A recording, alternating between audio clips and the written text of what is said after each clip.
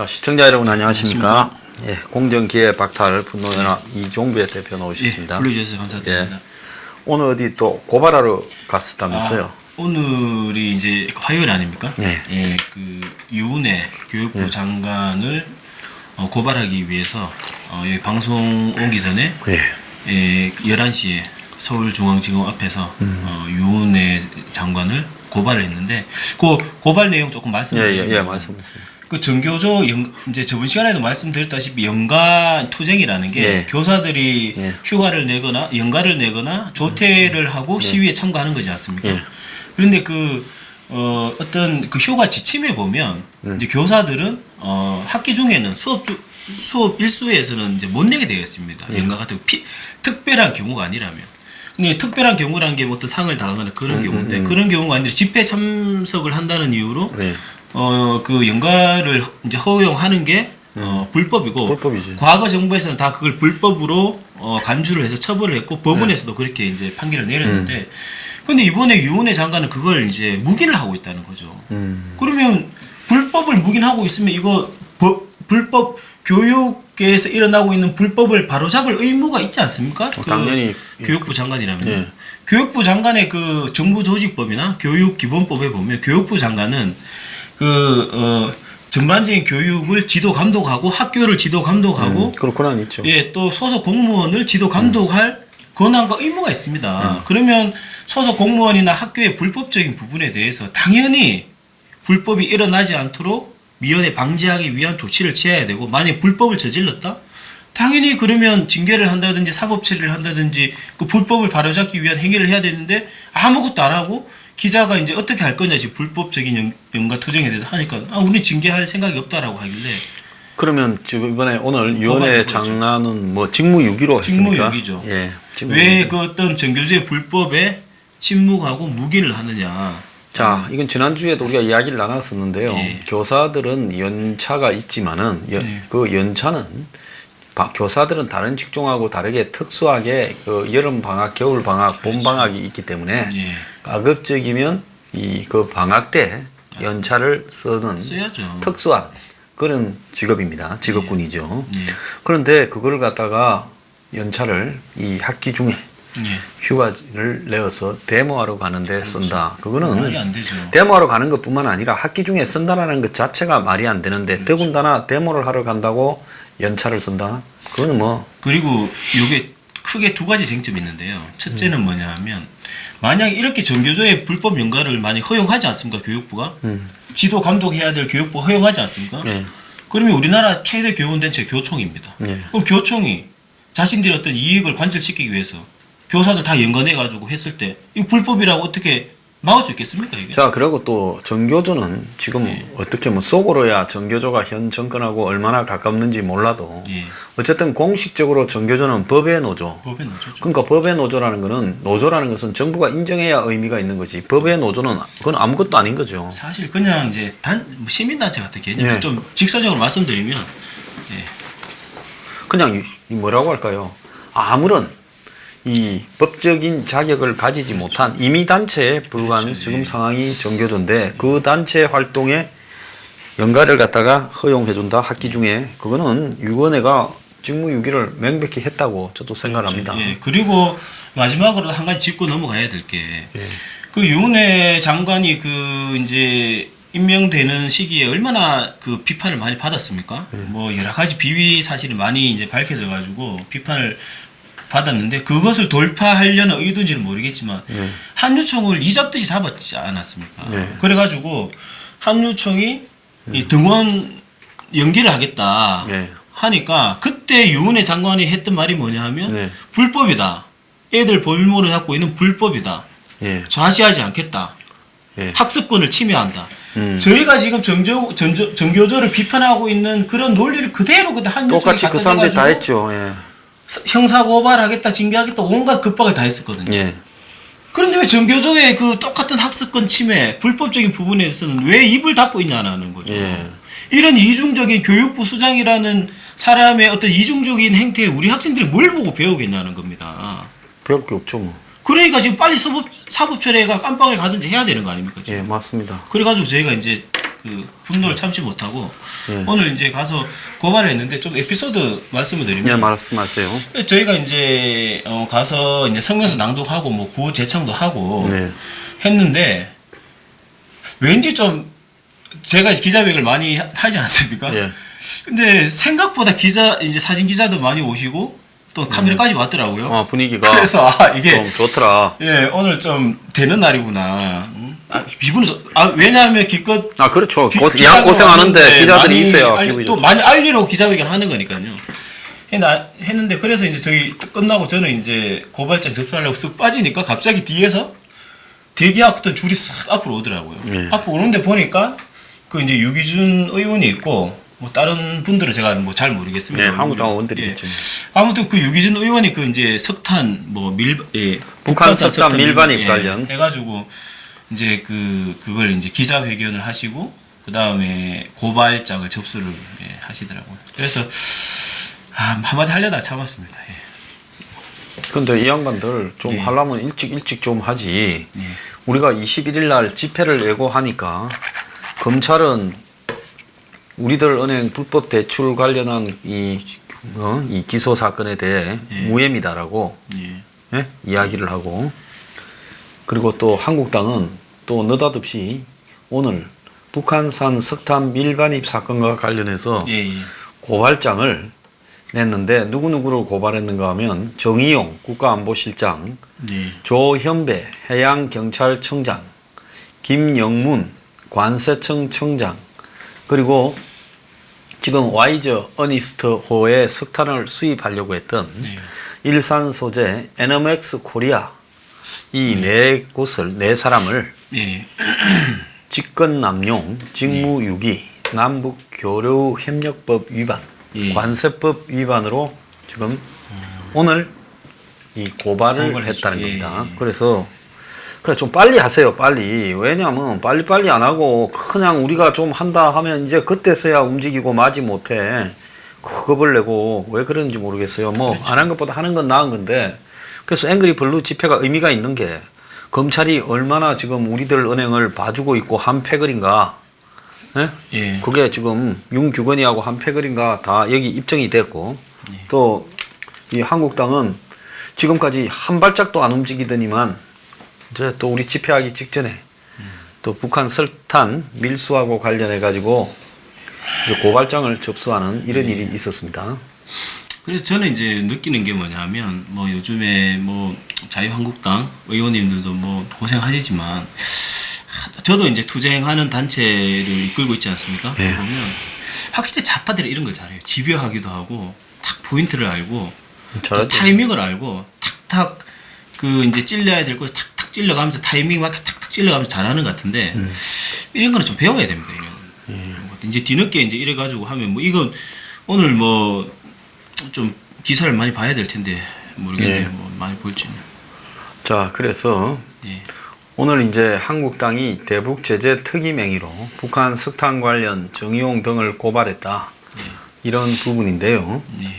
참 이 사람들은 행동이 슬슬 기어간다라는 거고요. 고발장에 따르면 한전 자회사인 동서발전이 북한산 석탄 반입 의심 신고를 하자 울산지방경찰청이 수사에 착수했는데 내사에 국정원도 정보를 인지하고 청와대 국가안보실장에 이를 보고하자 안보실은 세 차례에 걸쳐 이 관계부처 대책회의를 하고 세 번째 회의부터는 경찰청이 회의에서 배제되고 경찰 너네는 빠져라 하고 수사도 종결해 관세청이 이걸 전담하게 했다는 겁니다.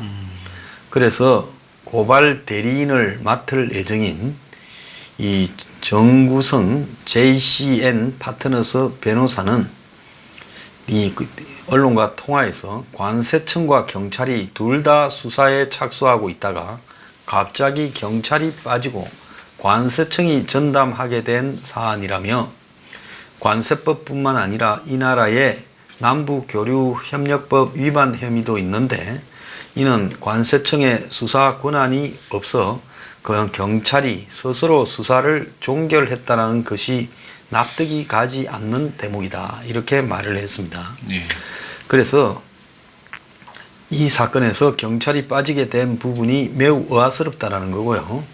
또 직권 남용의 구성 요건을 보면 행위가 공무원으로서 권한 범위 내에서 해야 되고, 그리고 권리 행사를 방해하거나 의무 없는 일을 하게 했어야 하는데, 정의용 실장은 국가안보실장이므로 국가안보와 관련해서 정부 각 부처의 지시와 협조 요청을 할 수 있는 일반적 권한을 가지고 있다고 볼 수 있는데, 고발장에 적시된 혐의가 사실이라면 수사를 종결할 의무가 없는 경찰로 하여금 수사 종결을 하게끔 한 부분이 직권 남용이다.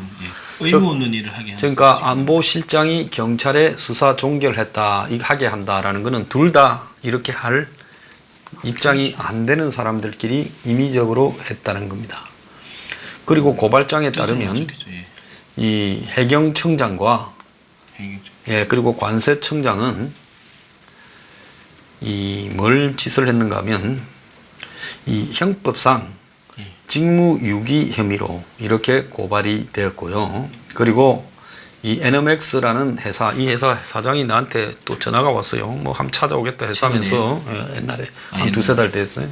내가 이 문제를 이야기하니까. 그래서 이 사람들은 남북교류협력법 관련 위반으로 고발이 됐다. 이렇게 돼 있습니다. 그래서 오늘 갔다가 재밌는 거 보고 오셨네요. 예. 자, 한국당은 또 고발해놓고 끝났다. 제가 그래서 아까 먼저 말씀을 드렸던 겁니다. 예, 그래서 예. 그렇게 하면 안 되죠. 안 되죠. 예. 요게 잘못된 거고 이제 고발이라는 게 법을 이제 어겼다라는 혐의가 있으니까 하는 거 아닙니까? 그러면 끝까지 물고 늘어져 가지고 그 이제 법을 어겼으면 그 응분의 대가를 받게 하는 게 그게 법치주의를 바로 세우는 거 아니겠습니까? 자, 그렇게 하고요. 그다음에 김재동이가 요즘 그 많이 뭡니까? 핫하죠. 강연료를 받고 있잖아요. 예. 자, 김재동이가 가는 데마다 강연료를 평균으로 1,500만 원을 받았더만요. 예. 그래서 한 6번쯤 1억 가까이 강연을 했어요. 예. 그런데 예. 한 번에 1,500만 원 어떻게 봅니까? 제가 봤을 때는요. 그 제 이거 느낌인데요. 이 사람도 뭐 촛불 청구서가 있는 것 같아요. 제가 보니까 그 저희가 그때 이제 사시존치 그 이제 촛불집 한창 일어날 때 사시존치 운동을 굉장히 열심히 할 때였습니다. 왜냐하면 사시가 폐지되기 직전이었기 때문에. 그때 이제 보면 김대동이 막 그 마이크 잡고 그 촛불 집회 무대를 누볐던 것 같거든요. 그때 뭐야 그러니까 자기들 숟가락 뭔가 피자 돌렸지. 그렇죠. 피자 돌리고 피자 뭐 좀 돌리고 뭐 한 1, 200 들어갔나 모르겠는데 피자 좀 돌리고 그렇죠. 그 대가로 엄청나게 강연료를 뻥 지켜갖고 정부와 관계가 있는 지자체들에서 받아간 거 아니에요? 그러니까 지금 수금하고 있는 거죠. 제가 봤을 때. 예. 나도 촛불 지금 이렇게 정권이 들어서기까지 나도 이만큼 기여했으니 예. 이제 나 지분을 달라라는 거죠. 제가 봤을 때는. 이게 이제 제 추측입니다만은. 그래서 이제 김재동이 왜 이제 비난을 받냐면 뭐 출연료야 뭐 연예인들 많이 받는 사람 많이 받지 않습니까? 저 받기도 하고 하는데 문제가 뭐냐면 이 사람이 굉장히 정의로운 척, 좀 위선을 떤 부분에 대해서 좀 뭐랄까 그냥 꼴 보기 싫다는 거예요. 자, 착한 척을 하니까. 지금 예. 충남, 아산, 논산, 경기, 김포, 시흥 등 현재까지 13개 지자체에 강연료만 1억 7천, 평균 1,300만 원이란가요? 자꾸 드러나고 있네. 엄청나게 받았겠죠. 자꾸.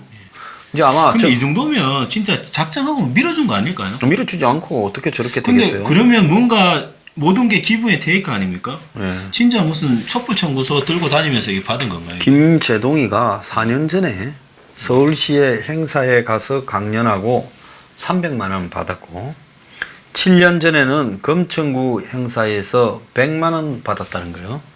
돈 세탁용인가요? 그러니까 7년 만에 13배가 올랐는데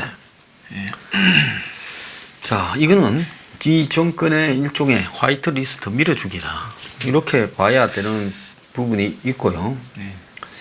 자, 그리고 이건 감사원이 감사를 해야 되는 겁니다. 왜냐하면 지자체에 그렇죠. 외부 강연자에 대한 보수 규정이 있겠어요, 없겠어요? 있겠죠. 가이드라인이 있지. 왜냐하면 지자체마다 강연을 많이 하잖아요.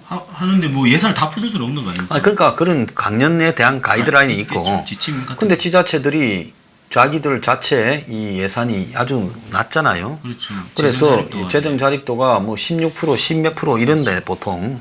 근데 이런 지자체가 그렇죠. 중앙정부로부터 이 보조금을 받아서 운영되는데 그런데 국민의 세금이에요. 내 세금일 수도 있고 이 대표 세금일 수도 그렇죠. 있어요. 그 세금을 가지고 김재동이한테 줬다 하면 기분 나쁘죠.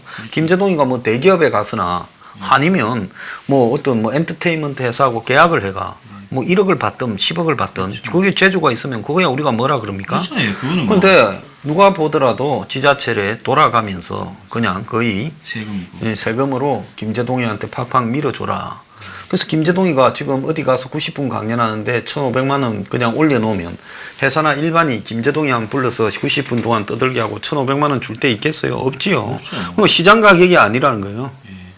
그러니까 한마디로 촛불에 대한 일종의 보상인 프리미엄, 프리미엄. 개런티 가격인데 좌파 그런 걸 끌어주고 밀어주고 잘하지 않습니까?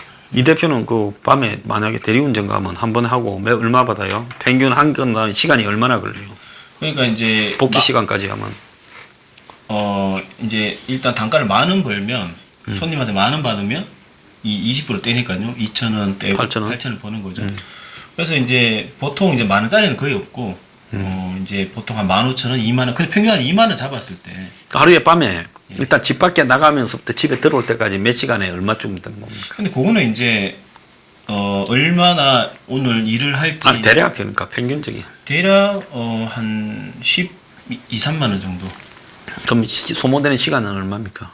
그러면 저녁에 한 8시부터 나가서 새벽 한 4시까지 이제 하는 거죠. 그러니까 8시 나가서 내시면 한 8시간에 그렇죠. 12, 3만 원이잖아요. 아니 거기서 떼면 한 10만 원 남는다. 10만 원이죠? 한 8만 원 정도 남는다고 보시면 돼요. 왜냐면 뭐 사먹고 차비하고 뭐 기본 택시도 경비가 타고 해야 들어가니까. 돼. 다 8만 그러면 원. 그 시간당 10,000원이라고 봐야 되네요. 예, 그렇죠. 그럼 김재동이는 김 대표가 15,000원 벌지간에 예, 그러니까 1억 5천, 1억 3천을 버네요. 그렇죠.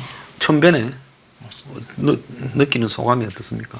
그래서 저는 뭐 자본주의 국가에서 뭐그 사람의 능력껏 버는 거에 대해서 뭐라 그러겠습니다만은 김재동 왜 욕먹냐면 자꾸 말씀을 드리는 게 이 사람 굉장히 위선적이기 때문에 욕을 먹고 있는 겁니다. 특히나 그 목수의 망치랑 무슨 판사의 망치랑 같아야 된다 이러면서 뭔가 자기는 어떤 정의롭고 뭔가 자기는 어떤 선민의식에 사로잡혀가지고 그런 모습에 이제 분노하는 거고 그리고 진짜 뭐 어디 강연 가가지고 한 두세 시간 강연하고 1,500만 원 받는다? 우리 청년들은 굉장히 허탈해 하죠.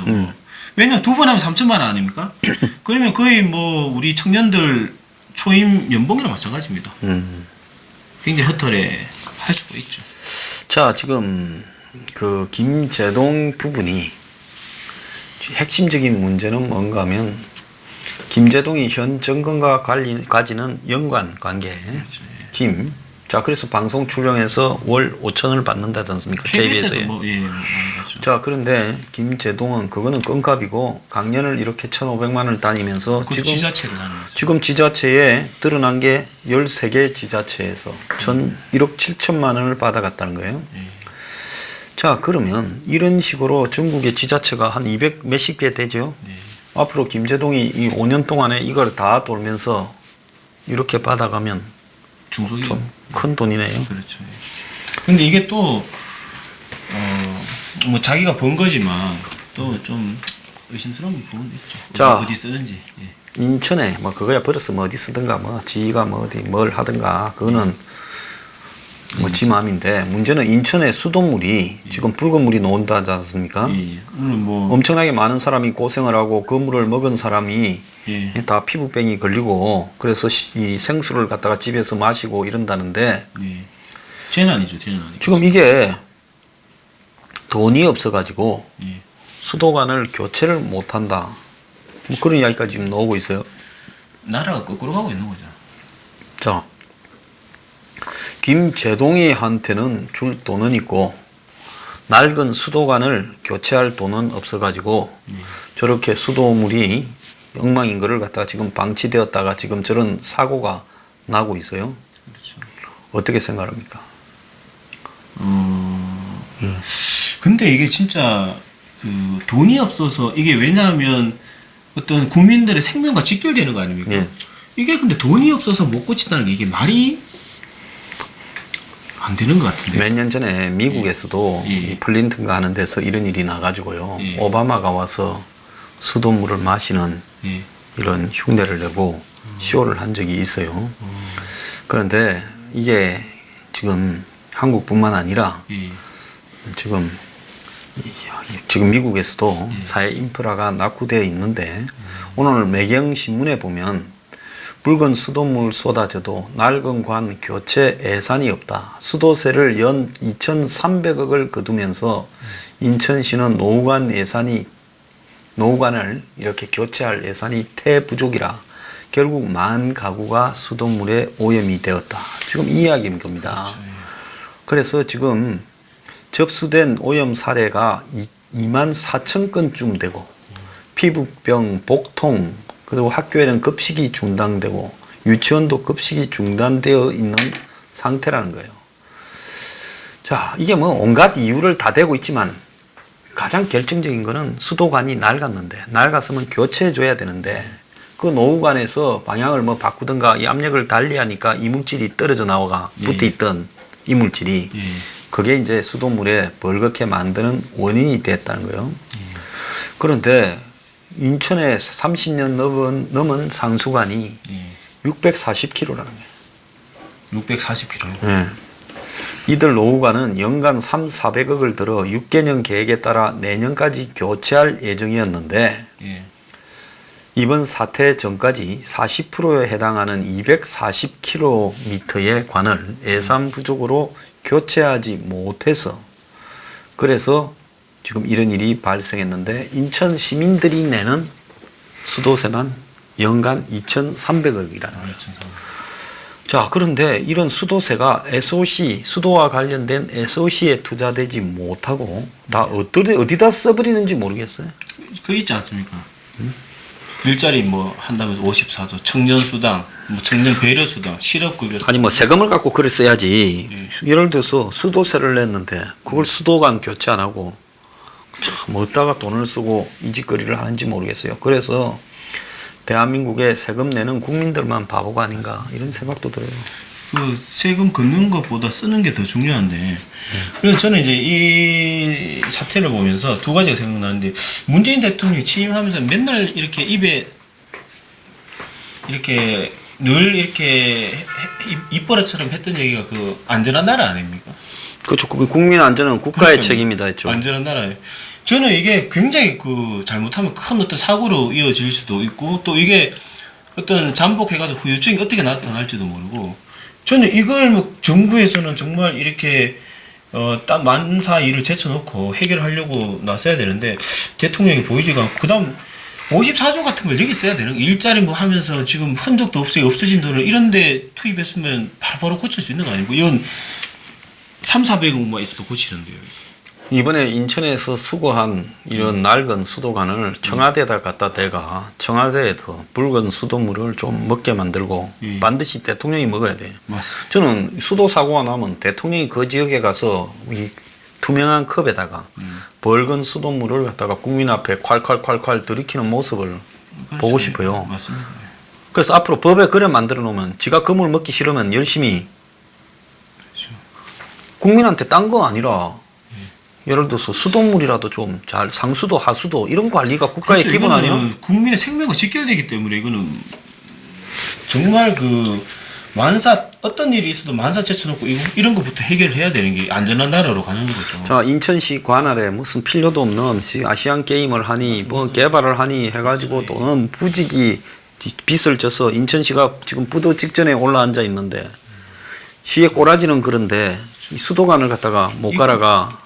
지금 주민들이 공포에 떨고 지금 특히나 수돗물 마시는 분들이 지금은 멀쩡할지 몰라도 또 몇 년 후에 어떤 잠복기가 돼가지고 병이 생길지도 모르고 이러니까 그 끌어가고 있는 거잖아요. 작년인가 그 한국당 의원 한 명이 2부 망천했잖아요. 아 예. 이혼하면 뭐 부천 가고 망하면 인천 간다 그랬나? 예, 이분 그분 얼마 전에 토론회에서 한번 뵙긴 했었는데 그렇죠. 예.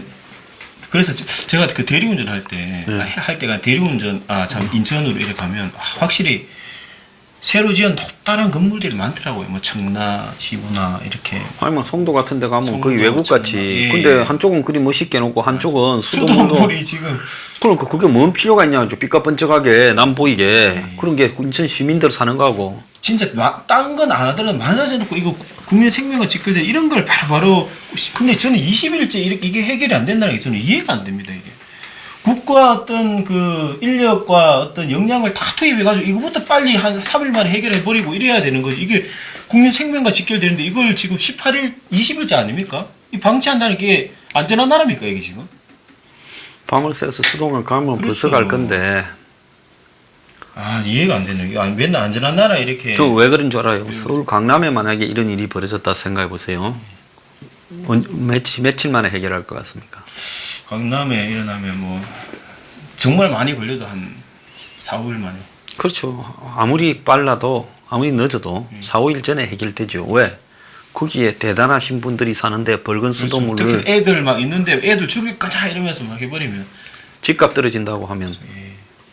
근데 인천이니까 저 10,000명 이상이 10,000몇 명이 고통을 겪고 있어도 저걸 방치하고 있는 거예요. 이게 나라가요. 이렇게 국민들을 차별 대우하면 안 됩니다. 안 그래요? 생명은 다 똑같습니다. 뭐 강남에 사는 사람의 목숨이나 인천에 사는 사람의 목숨이 똑같죠. 그러면요, 이 당하는 사람들이요, 제가 봤을 때 정권 무조건 대놓고 표 찍어주고 그러지 말고요, 붉은 수돗물을 다 담아가지고요, 청와대 앞에 가서 야 이것들아 너네들이나 처먹으라고 그렇죠. 던져주세요. 던져줘요. 예. 절대로 대중은요 자신들이 각성하는 만큼 대우받습니다. 맞습니다. 그래서 그냥 멍하게 있으면요 사람 취급 안 합니다. 그래서 예. 각성하기 바랍니다. 예. 그리고 시위를 한번 하셨던 것 같더라고요. 아니 하지는 하지. 근데 제대로 해야지. 그러니까 이번 앵그레브로 집회할 때 그 빨간 물 풀어서 그게 뭐냐 청와대에 가가지고 이렇게. 그래서 여러분 이거는 국민의 생존권과 관련되는 문제입니다. 이건 있을 수 없는 일이 벌어졌다고 생각합니다. 맞습니다. 자, 1부 마치겠습니다. 감사합니다.